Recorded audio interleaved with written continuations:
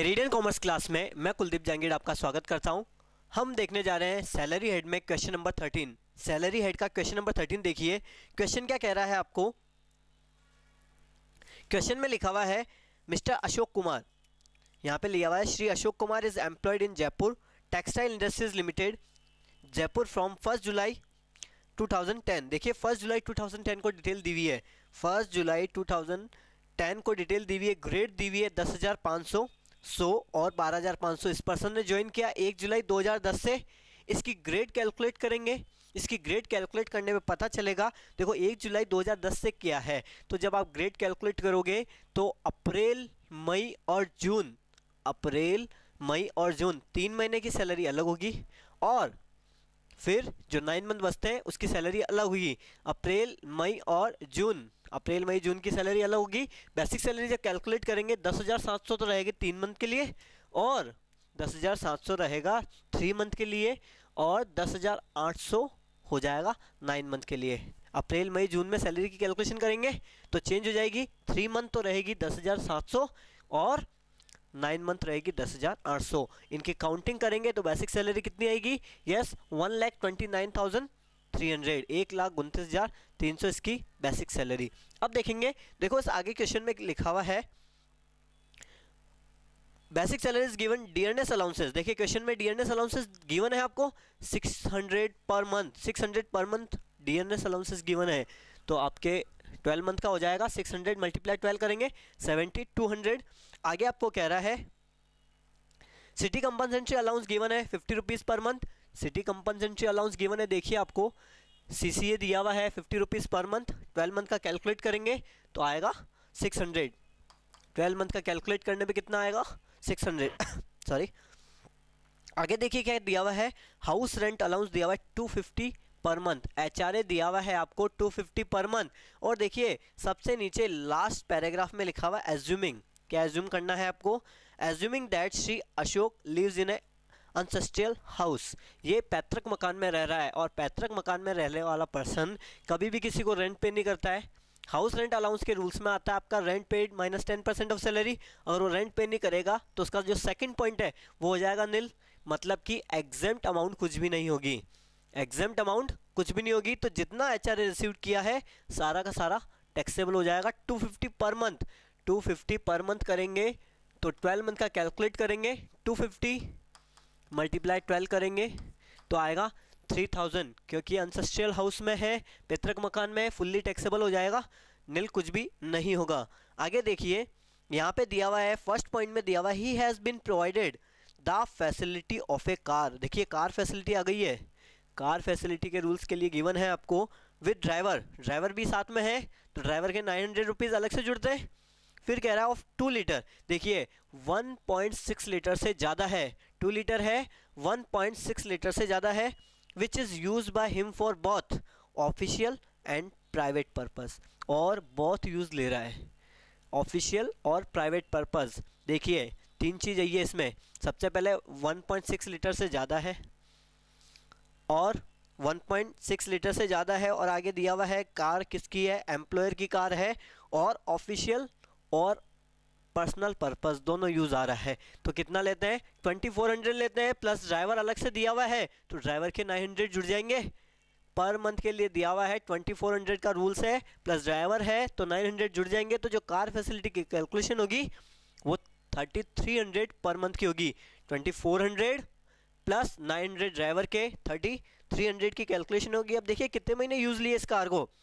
आगे लिखा है the car is sold by the employer to mister Ashok Kumar on 20 January 2014। 20 जनवरी को सोल्ड कर दी। यूज ऑफ मूवेबल एसेट्स 20 जनवरी को सोल्ड कर दी, तब तक यूज ली और फिर सोल्ड कर दी। ट्रांसफर ऑफ मूवेबल एसेट्स, यहाँ पे क्या है ट्रांसफर ऑफ मूवेबल एसेट्स। तो 2 फैसिलिटीज़ यहाँ पे दी गई है।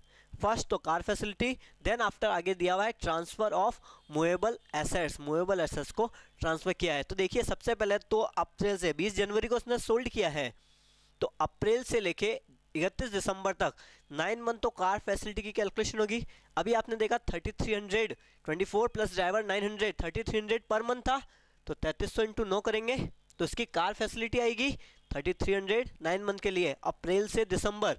9 महीने के लिए 29,700।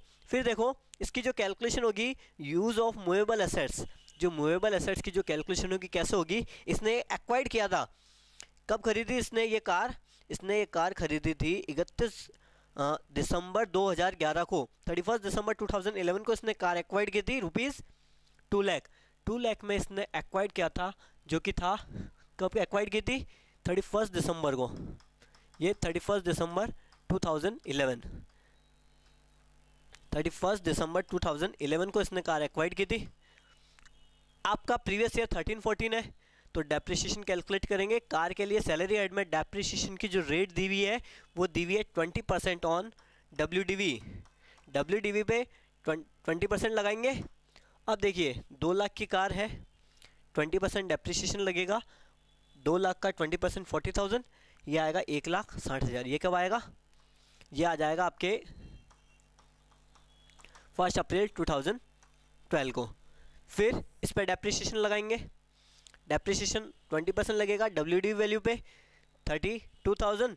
फिर ये आएगी आपके पास वैल्यू 1 अप्रैल 2013 को। प्रीवियस ईयर में इसकी वैल्यू कितनी थी, प्रीवियस ईयर में इस कार की वैल्यू थी 1,28,000, 1,28,000 इस कार की वैल्यू थी।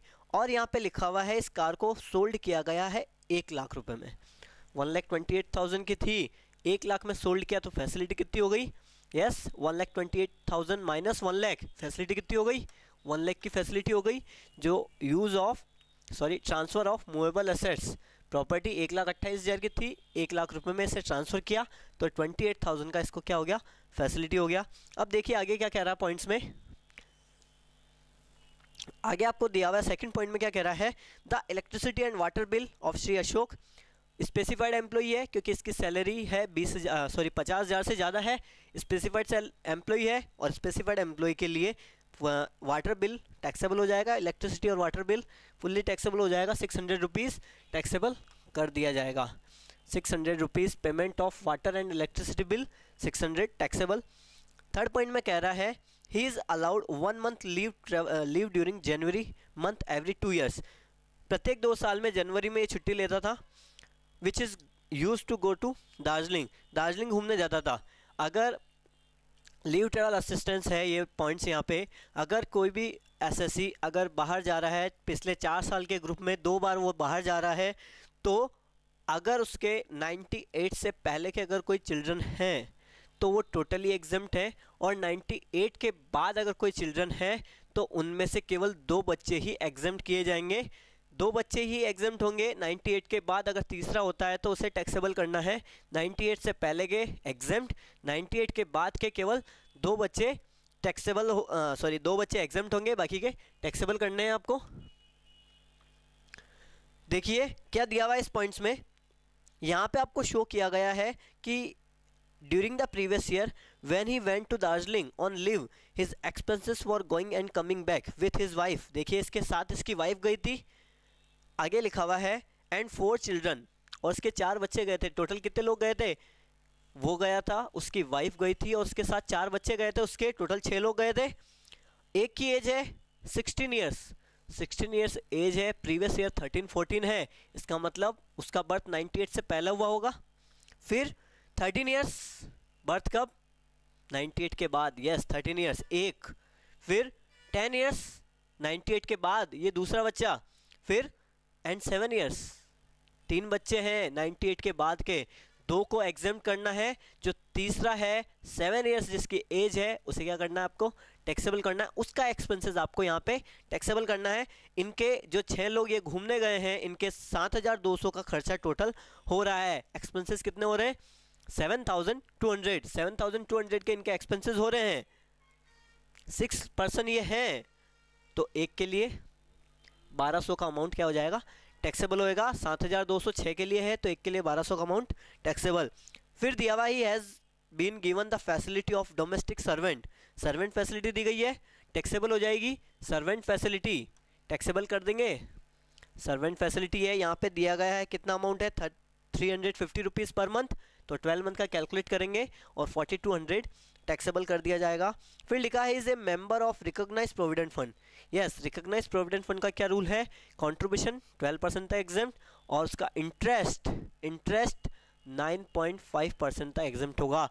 कंट्रीब्यूशन सैलरी का 12% था एग्जेम्प्ट है। सैलरी में क्या क्या इंक्लूड है, basic salary plus commission plus DA if शामिल है। तो यहाँ पे देखिए जो इसकी सैलरी दी गई है, बेसिक सैलरी 1,29,300, फिर जो डीए दिया गया है वो 7,200, यहाँ पे कमीशन नहीं दिया गया है तो उसे नहीं जोड़ेंगे। तो जब आरपीएफ में कैलकुलेशन करेंगे तो 1,29,500 जो इसकी सैलरी है, सॉरी 1,29,300 प्लस उसके डीए को जोड़ देंगे 7,200, तो इसकी सैलरी कितनी आएगी, रिकॉग्नाइज्ड प्रोविडेंट फंड के लिए इसकी सैलरी क्या होगी 136,500 प्लस। और यहाँ पे दिया हुआ है आपको कि जो आरपीएफ में कंट्रीब्यूशन किया गया है, देखिए 5th पॉइंट में कहा है 14% किया है, 12% तक तो एग्जेम्प्ट है। और यहाँ पे डीए को शामिल क्यों किया गया, क्योंकि इस पॉइंट में यहाँ पे क्लियर लिखा हुआ है कि 14% of his salary and dearness allowances, salary और डीए का जोड़ना है आपको। 12% तो एग्जेम्प्ट है, 14% यहाँ पे दिया गया है तो 2% टैक्सेबल हो जाएगा। बेसिक सैलरी और डीए लिया, उसका 2% टैक्सेबल हो जाएगा 2730। उसी के नीचे पॉइंट्स में दिया हुआ है 6 पॉइंट में इंटरेस्ट दिया हुआ है 2800 दिया हुआ है जो कि 14% के इक्वल है। आपको 9.5% एग्जाम करना है। 2800 14% के लिए है, 9.5 के लिए होगा 1900 टोटल अमाउंट 2800 है, उसमें से 1900 एग्जेम्प्ट, 900 रुपये क्या हो जाएगा टैक्सेबल हो जाएगा। 9.5% इंटरेस्ट एग्जेम्प्ट होता है, टोटल अमाउंट 2800 है, 1900 एग्जेम्प्ट हो जाएंगे 9.5 के इक्वल और 900 टैक्सेबल होगा। फिर देखिए आगे क्या लिखा हुआ है इस क्वेश्चन में, He spent ₹17,000 during the previous year on the treatment of his minor child. Minor child का ट्रीटमेंट कराया। अगर गवर्नमेंट हॉस्पिटल में होता है तो फुल्ली एग्जेम्प्ट होता है, अगर प्राइवेट हॉस्पिटल में होता है तो 15,000 रुपये तक एग्जेम्प्ट, रिमेनिंग अमाउंट टैक्सेबल की जाती है। देखिए इसका जो इलाज है वो कहाँ कराया गया है, the whole expenditure was reimbursed by the employer, the treatment was taken in a private hospital. Private hospital में करवाया, 17,000 का खर्चा कराया, प्राइवेट हॉस्पिटल में 15,000 तक का तो एग्जेम्प्ट है और रिमेनिंग जो 2,000 है वो क्या हो जाएगा टैक्सेबल हो जाएगा। 17,000 के एक्सपेंसेस में से 15,000 का एग्जेम्प्ट हो जाएगा, प्राइवेट हॉस्पिटल है इसलिए, और 2,000 यहाँ पे टैक्सेबल हो जाएगा। फिर देखिए नेक्स्ट पॉइंट लिखा है, the employer gave to Ashok Kumar clothes worth ₹4500 by way of gift. Gift दिया है इन काइंड्स है, गिफ्ट 5,000 तक एग्जेम्प्ट होगा, यहाँ पे 4500 है, टोटली एग्जेम्प्ट हो जाएगा। तो अब यहाँ पे अगर इन सबको काउंट कर लेंगे, काउंटिंग में जोड़ेंगे इनको, basic salary 129,300 plus DA 7,200, 600 CCA, 3,000 यहाँ पे दिया गया है हाउस रेंट अलाउंस, वैल्यू दी हुई है कार की 29,700, पेमेंट ऑफ वाटर बिल दिया हुआ 600, वैल्यू ऑफ सर्वेंट फैसिलिटी दी हुई है 4,200, आरपीएफ का कंट्रीब्यूशन 12% था एग्जेम्प्ट किया था 2,730, 900 इसका इंटरेस्ट है, मेडिकल बिल 2,000, यहाँ पे जो मेडिकल ट्रीटमेंट कराया था प्राइवेट हॉस्पिटल में उसका taxable amount 2,000, leave travel assistance जो 98 के बाद जो थर्ड चिल्ड्रन है उसका टैक्सेबल किया था 1,200, मूवेबल जो प्रॉपर्टी जो कार इसको ट्रांसफ़र की थी 1,28,000 उसकी वैल्यू थी, 1,00,000 रुपये में आपने उसको सोल्ड किया फैसिलिटी की 28,000, इनको काउंट करेंगे तो उसकी सैलरी आएगी 209,430, इसे काउंट करेंगे सैलरी आएगी 209,430। ओके।